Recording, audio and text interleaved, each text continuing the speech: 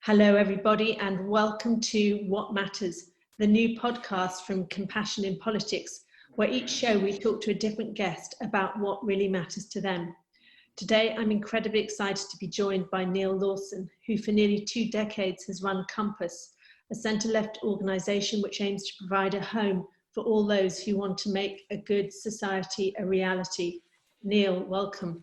Hiya. Hi, so good to have you here. Now, for those of you who don't know Compass, could you start by just giving us a brief outline of what Compass is and what it does? Well, firstly, I'm slightly aghast to thinking that I've been doing it for almost 2 decades, and you're right, and you frightened the life out of me, Jennifer, that we started in 2003, which is a long, long time ago. And just to say how glad I am to be on this and to say a few words to people listening in from Compassion in Politics. When people go on other people's podcasts or platforms or whatever, they always say how delighted they are, and mostly they don't mean it because they don't really know or understand where they are, but I do know and understand where I am. And I think I'm kind of talking with and to people who have got kind of brilliant political culture, and more importantly, they're doing brilliant things about it. The work you're doing and the messages you're developing and the research and the polling and the argument is absolutely central, because unless we change the culture of our politics, we're never going to change the nature and culture of our society. And Compass has been in that space as well, and that's why we so much appreciate the work that Jennifer, Matt, and all the people around Compassion in Politics have been doing. And it feels so familiar and close to, but complementary to the work that Compass is doing, because we're motivated by the dream, the aspiration of a good society, one that we think is much more equal, democratic, and sustainable. And we've been doing this for quite a while, as Jennifer's now pointed out to me, much to my horror. So I'll just give you a really quick run through. We started in 2003, really as an organisation inside the British Labour Party, trying to push it to be more radical and kind of less Blairite, I guess. But it was very much inside the Labour Party, trying to do a kind of gentler, more radical politics. And we had some links to some people outside, but it was essentially that. And we did campaigning work in and around the Labour Party, trying to stop it doing daft things, trying to make it do good things. And we had some successes and failures in all of that. But in that work, we began to kind of realise that there were lots of people. Let me just stop you for a second there. Everyone's going to be wondering what some of those daft things were. Okay. Which daft things you're referring to. Okay. So we tried to stop the Labour Party doing daft things and make them do good things. And the kind of daft things we didn't like were things like the commercialisation of public services, particularly education, the whole shift to academisation and the move away from kind of comprehensive schooling. We did work around trying to stop them privatise the post office, which just seemed absolute kind of screaming nonsense. And we had some success with some of those campaigns. But in that work, we began to find out that there were people in the Labour Party that we quite strongly opposed, that were kind of much too kind of neoliberal for our liking. And we found lots of people outside of the Labour Party that we kind of strongly liked and supported and wanted to work with. But we had a rule really that you had to be a member of the Labour Party to be a member of Compass. So we got to this kind of moment of epiphany over a few years, and around about 2000, 2011, we just thought, this is daft. We believe in a set of values. That's what we exist to promote and push, not a particular single entity. And so we changed our rules and said that you don't have to be a member of the Labour Party or any party, but you can be. But do you abide by and want to promote the ideas of a good society of greater equality, sustainability and democracy? And I thought that was kind of just sort of basic kind of common sense. You know, why wouldn't anyone want to do that?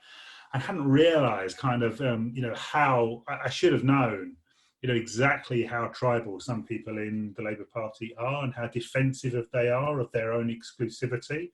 And so therefore kind of, I don't know, that speaks to the kind of, I think the kind of the neurotic nature of lots of people in political parties, because of in the mass complexity of the 21st century, with all the challenges and, you know, all the opportunities, which I'm sure we'll come on to, how can one single organisation think it can represent everyone's interests and see all the angles and, you know, spot everything and know everything and do everything? It just seems like kind of obvious sort of common sense. So we opened ourselves up to Green Party people and Liberal Democrat people and SNP people and Plaid Cymru people and people of no party. And we've been a much richer organisation as a consequence of that. We lost some of our salience because we were seen as a lobby group in the Labour Party, and the media understand that. They understand that, you know, where you're a player in the establishment kind of rules of politics, and are you on the left or on the right or whatever else. But it was the right thing to do. It was a long-term kind of gambit to say that politics is breaking up and changing and needs to and must do and has to, and the future will be negotiated and not imposed. And then could we be an organisation that could help kind of negotiate that future across parties, between parties, but increasingly into non-party politics as well, civil society, and we'll come on to that, I'm sure. We will. Before we do, I first came across your work a few elections back when you were creating or trying to create a progressive alliance. What did that involve, and how did the Labour Party respond, and what are your reflections looking back? So that came out of partly that move to change Compass into a kind of all-party and none organisation and not be singly Labour. And we did that, but then soon, you know, relatively soon after that, we had both the kind of election defeats in 2010 and 2015 for kind of progressive politics, and then Brexit. And so these kind of shock waves of things happened. And in all of that time, we were kind of formulating the idea of a progressive alliance. And then we thought after 2015 that we would have 4 or 5 years to develop that concept for another election. But then 2017 happened. And we then very quickly tried to, really organise quite a crude anti-Tory kind of coalition. You know, where could people stand down, stand aside, campaign tactically, etc., to maximise the progressive vote against the regressive vote. And we had some success with that. In that, you know, I think we helped organise in some constituencies and built a kind of national mood about a kind of progressive alliance and collaboration, which probably impacted on 20 or 30 seats, but it was kind of very double-edged. It didn't kind of completely work. It didn't completely work because the Labour Party wouldn't play ball. It wouldn't play nicely. It wouldn't play fairly. It wouldn't offer solidarity to other parties that decided to play nicely and collaborate and cooperate. And I'm still a member of the Labour Party. I carry my Labour Party card quite lightly, and in particular I do because that burnt me to the core. It burnt me to the core that the Labour Party would rather be in opposition than share power with other people. It won't say thank you. It won't kind of reciprocate its kind of any sense of solidarity and fairness, particularly with the Green Party, where candidates and parties stood aside for the greater good. And you can tell by my voice that all the emotion is welling up. That if you want a good society, you have to operate in a good way now. There's no shortcut to that. You can't manipulate and trick and shortcut your way to the good society. You've got to practice it in the here and now. And thousands of people in the Labour Party practice that politics and believe in it. But there is a culture of monopoly, of exclusivity, of tribalism, a kind of, again, I go back to the kind of the weakness of that reveals in people that they're so brittle that they can't share and they can't play nicely and they can't talk nicely and they can't have empathy with other people. Let's help them through that process so they can think and be bigger people, and we can help Labour be a bigger party. So anyway, sorry, I didn't mean to interrupt you. No, interrupt away. Okay, I was just going to ask how hopeful you are that culture, which, as you say, is deeply disappointing and antithetical to the very aims of the party. How hopeful are you that culture may now shift now that we have a new leader? To be honest, not greatly, and I wish I could say differently. I think there's something about the DNA of the Labour Party. It's in the name, it's in the moment that it was created, that kind of deep in the marrow there is a kind of a feeling of destiny, a feeling of exclusivity, only the Labour Party can do X, Y, and Z, whatever it is, only the Labour Party can do. It has a kind of mechanical culture born out of the kind of Fordist mechanical industrial factory age that it comes from. It wants to command and control. It wants to be the kind of technical operators of the good society. It wants to deliver the stuff to the people for the people. It can't help thinking like that as kind of as technocrats. And already, and this is a feature shared across the Labour Party from left to right, there is a view that it is the Progressive Alliance, and if only people, if only it could extinguish the other competitor parties, could get them out of the way, then everyone would realise it was the thing, it was the big tent, as opposed to the biggest tent on a campsite of other progressive tents that can share and collaborate and work much more effectively together. And if I'm honest, I think Keir Starmer wants it to be the big tent, to dominate the field, and that's what the politics he will be pursuing. And that, that is kind of mildly depressing on one level, and we'll get onto the hope stuff. But on another level, the Labour Party is changing. I mean, its membership increased dramatically under Jeremy Corbyn. Lots of new people came in, lots of younger people come in who can be less tribal. There was an opinion poll out. Who did it? Who did the poll that said 76% of people in the Labour Party members now want proportional representation? That was shortly after the general election. I can't remember. It might have been Make Votes Matter. It may have been then. Yeah. So there is a kind of move and a campaign to shift the Labour Party, to get it out of its kind of cultural tribal cul-de-sac dead end. And there is some appetite amongst more MPs, definitely back PR now. More members do, whether the trade unions do, and whether the establishment of the Labour Party will shift from that thing, which is so, you have to understand how deep it is, that that we will strive and we will recreate the 1945 moment in the conditions of now. We will replicate the kind of historic acts of the people who led the party in the past. That is so deeply ingrained in the kind of cultural, emotional nature of the party that it's very hard to think about how it can shift from that singular view of itself and its role in the world to one which is plural and shared. I think we keep pushing and trying to change the Labour Party, and it might change. And in the process of pushing and changing the Labour Party, we open up all the spaces and the arguments and the culture and the institutions and the organisation for a much more plural, empathetic politics. And we see what happens. So Labour doesn't feel like the answer. We have an 80-seat Conservative majority. How hopeful are you that you'll be able to bring Conservatives on this journey towards a good society with you? Well, as we said, the rule for Compass is, do you want a good society, which we define as much more equal, democratic and sustainable? If you want that, then you're on board. And so I think there's a big division between competitive electoral politics, which are a reality, and a values-based politics and a personal politics. And I think and hope that we can work with anybody who shares our values or whose values we share. So that there are no rules about that. And this kind of, let's get into this a bit more, hopefully through the conversation, but this kind of polarization in debate at the moment between supposedly good people and supposedly bad people. And I know who the good people are and I know who the bad people are, and I'm going to identify who the bad people are, and we're going to destroy the bad people and get them out of the way, and then the world will be better. Well, I've come across lots of Conservatives in my life who I kind of value as colleagues, friends, who have good hearts and good goals that they're trying to set themselves and for the country. But apparently you're not allowed to say that. You're not even allowed to believe it, because all Conservatives by definition are terrible people, and they're not. It's so much more complicated than that.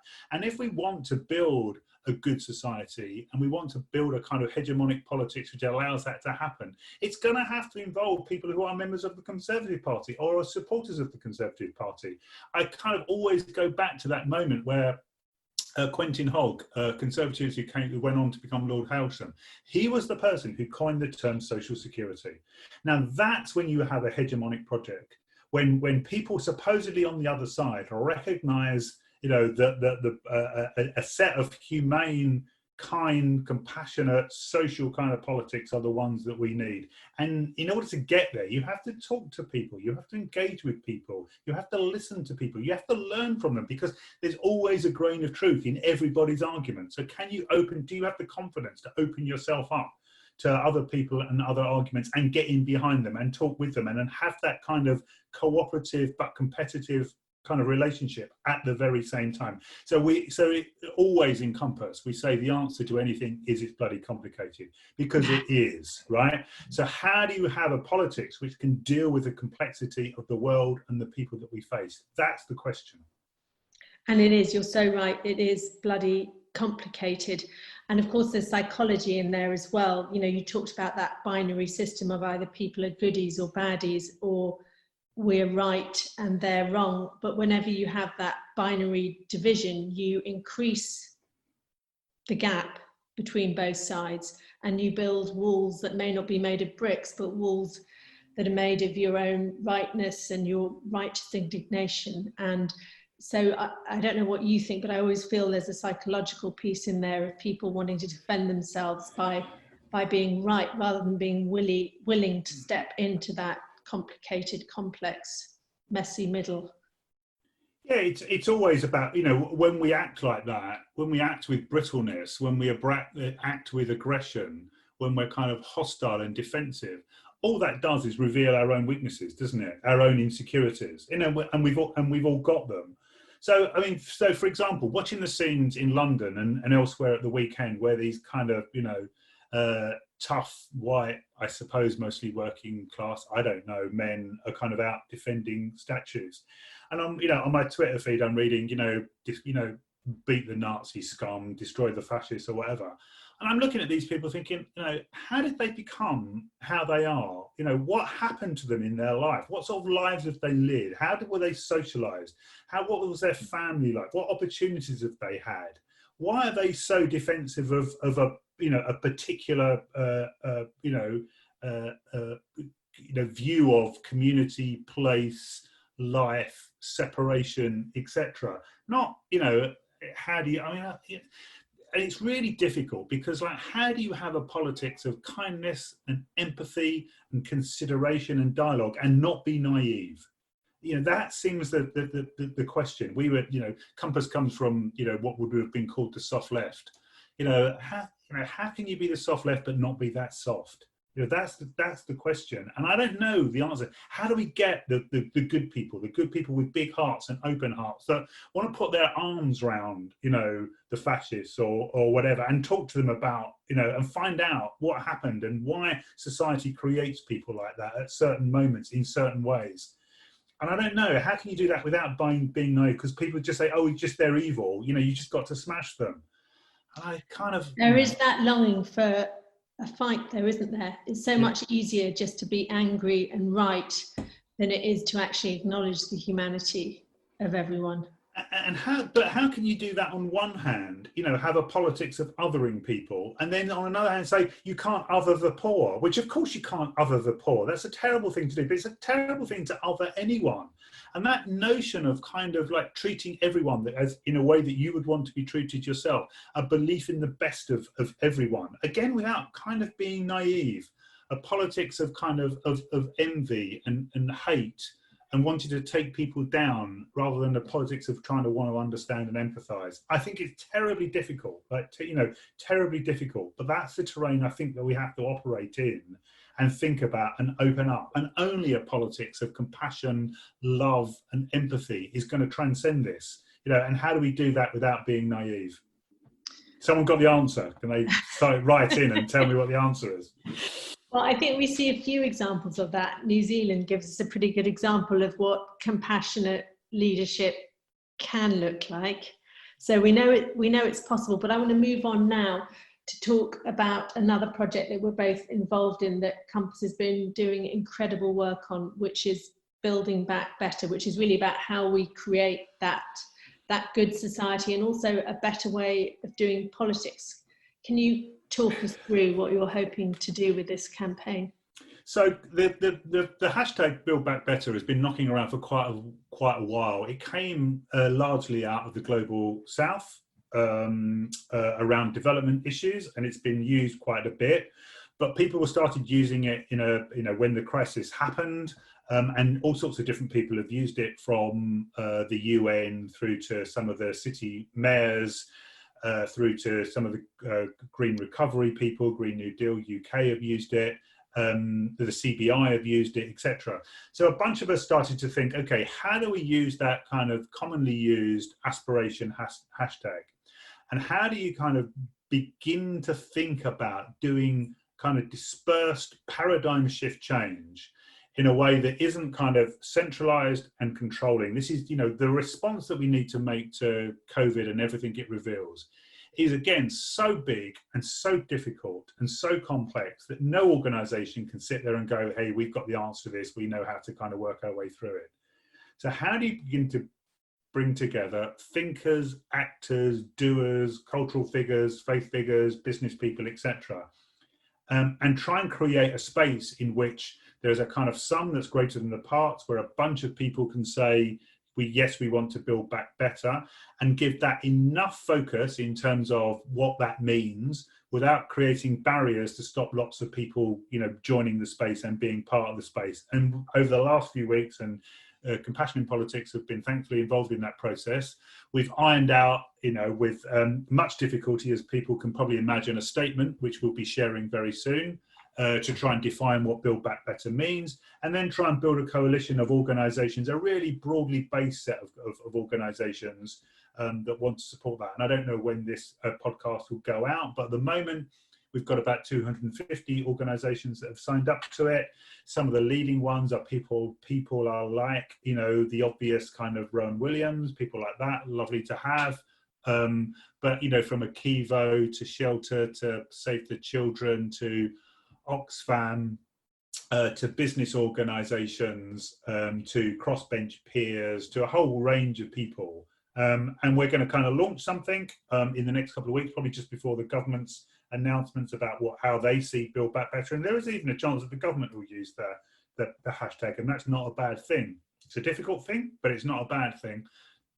And can we create this space for lots of ideas, no one commanding, controlling, but a kind of real flowering of stuff, but in a way that isn't just cacophony. What we want is some kind of symphony. How do you kind of, all the different initiatives, how do they all add up? And that's what Compass thinks about a lot, because there's, these are dark days, but they're also brilliant illuminating days where lights are going out, but lots and lots of lights are coming on, locally, nationally, globally. Lots of people are responding with action and ideas. And how do we get all of that action ideas to begin to be aggregated and amplified and accelerated into something which becomes a paradigm shift, and not just lots of fireworks going out all over the place, which illuminate our lives for 2 seconds and then crush us back to darkness.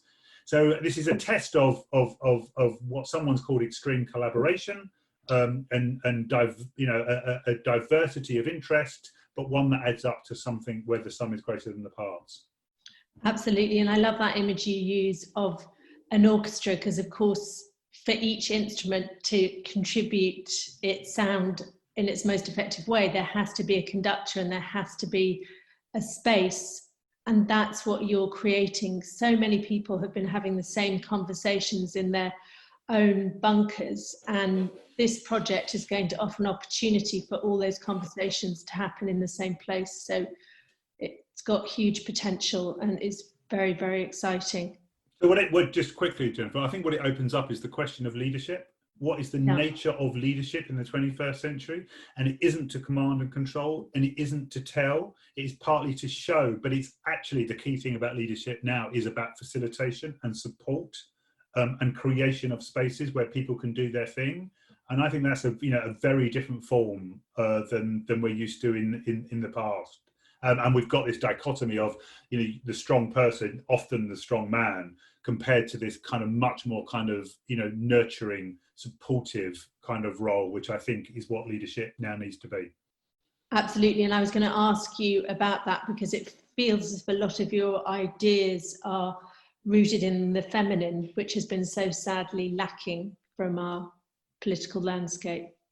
Yeah, I haven't read or thought or enough, and I'm going to get myself into hot water here.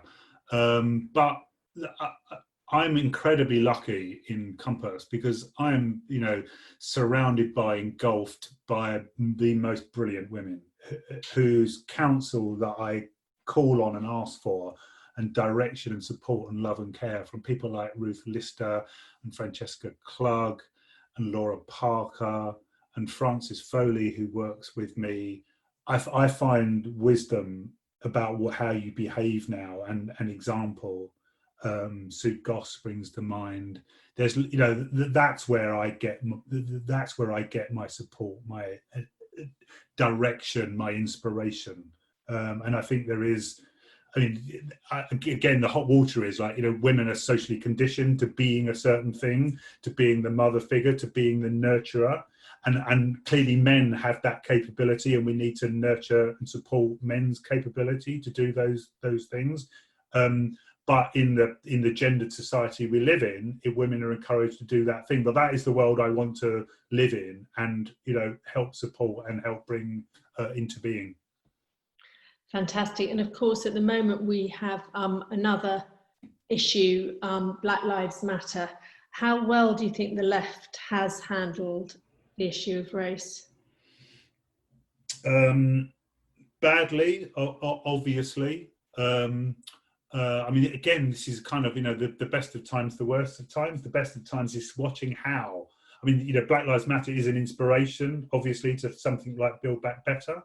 How do you have a kind of dispersed, who's the leader of Black Lives Matter, right? Who's the person who made, it's a beautiful example of that kind of dispersed, organic ecosystem of interests and people that kind of combine just under a simple hashtag. So, so incredibly inspirational, incredible kind of energy and vitality, which keeps rolling and moving, and it does feel at last, hopefully, like a moment, in which kind of there is a paradigm shift. And watching and knowing I've got kind of young stepchildren or younger stepchildren. I mean, they have clearly some racist bones in their body, but they're really, they're genuinely, I think, the millennials don't carry this baggage with them, and that's really reaffirming and really interesting compared to the kind of older generations that had a different kind of socialization, and that's being revealed, and that's brilliant. But the levels of institutional racism, the levels of kind of white guilt, the kind of I don't know, some of the finger pointing stuff I find quite difficult and problematic. I think we need to be able to have conversations about this stuff, particularly obviously white people and white institutions, about how we deal with this stuff. How do we do it systematically over time in a kind of humble, sustained, appropriate way? How do we not get pushed into doing things that aren't those things, that are kind of tokenistic? How do we have this conversation as a country? You see the way people like Marvin Rees, the mayor in Bristol, I think responded, frankly, so much better than the kind of official Labour Party line over issues like the replacement or the taking down of the statue, where he said it shouldn't have happened this way, but I'm so glad it did, and how he's going to put the statue in a museum with the banners of the Black Lives Matter marchers and demonstrators are kind of to tell a story about what's happened. I think that's brilliant leadership, really effective leadership. So there's some great things to learn from, and a lot that we've all got to, clearly work on. So some reasons to be cheerful looking forward. And of course, we know that we're on the edge of what we're being told is the worst recession in 300 years, and possibly a second spike, further pandemics on the horizon. What makes you hopeful? Lots. Hopeful, or would that be naive? No, I'm eternally hopeful. There's a difference between hope and optimism. Optimism is a mood. Hope is something which is grounded in an analysis and a perspective. And I'm boundlessly hopeful. I'm boundlessly hopeful, Jennifer, because I believe in the best in people, and people are wonderful, fantastic things, right? And what we need is a society and support for all of that brilliance to come out and emerge. And that's the progressive belief. But you can look at all of that dark stuff and it is there, it is apparent, but there is so much beauty emerging in our world at the moment. I think a lot of it, our analysis tells us that a lot of that is driven by human frustration with old bureaucracies and free markets, and people are looking at ways to collaborate, think, talk, act. And I think a lot of that is spurred and helped by technology. Technology is to be fought over and fought for. It can be monopolizing and it can be centralizing, but it can be incredibly egalitarian and democratic. And we need to fight for a future of technology which enables that democratic and egalitarian future. This is the first time in human history where we can all connect, we can all talk, we can all know, we can all organize. This has never happened before. And look at the way that that's impacted on the virus and our reaction to the virus. There is a brilliant blog by Anthony Barnett on open democracy, where he goes through previous pandemics, and they were all hidden and they were all covered up. And this is the first time that something has happened of this scale globally, where people have been put before profit. And we have to hold on to that and develop that concept that people are more important than economies and money. And we have to kind of recognize that, clearly some people are going to struggle, and that's terrible because of the economic downturn. But there's something terrible is going to happen anyway, because our economy is eating up our planet at a faster rate than our planet can, reinvent itself. So something was going to happen anyway.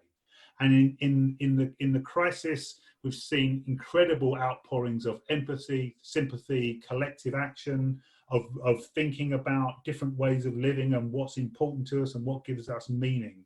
And we have to work off all of that stuff and a kind of global, general kind of consciousness and will that's beginning to emerge, which I think is incredibly exciting, that can put people's needs before, profit and the economy. And all of that and more is leading to a future which could be beautiful, but we have to fight for it and we have to organize for it. And we have to and the most important thing we have to do, we have to change everything, but the most important thing we do, and the only thing we can ever do, is change ourselves. Can we change ourselves to be the right kind of leaders, to act in the right kind of way, to be empathetic, to be caring, to be visionary, to be incredibly ambitious and to persevere and never give up? If we can do that to ourselves, then we will make something, amazing happen out of this terrible process. Neal Lawson, thank you so much for taking the time to speak to us, and you can find out more about Neal's work by having a look at Compass online and joining up and supporting. And wonderful stuff, Neal. Can't thank you enough for being with us. My pleasure. What Matters is brought to you by the think tank Compassion in Politics. Our podcasts are part of the Real Agenda Network and produced by Kitty Horlick. And we'd love to hear from you, so do get in touch with any comments or questions. You can find us at compassioninpolitics.com. And if you've enjoyed it, please do subscribe and tell other friends about us. We're available on all the main podcast platforms. You just need to search for Compassion in Politics. Thanks so much for joining us, and we look forward to being back with you again soon.